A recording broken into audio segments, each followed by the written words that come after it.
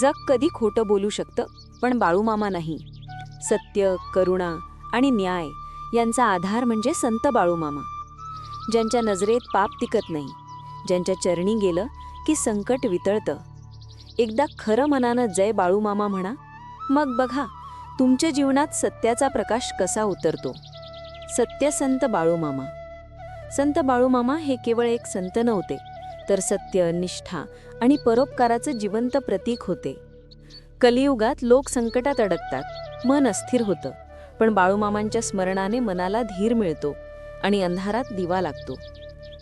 गरीब, कष्टकरी, शेतकरी ज्यांच्या जीवनात कधी सूर्य उगवायला तयार नसतो, त्यांच्या घरात आशेचा पहिला किरण बाळूमामा देतात.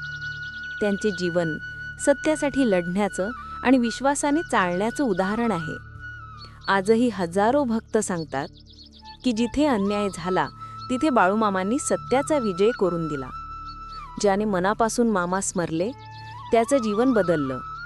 मामा सांगतात, सत्य चाल, कुणाचं वाईट करू नको, बाकी मी आहे तुझ्यासोबत. म्हणूनच संत बाळूमामा आजही भक्तांच्या हाकेला धावून येतात आणि सत्य मार्ग दाखवतात. जय बाळूमामा.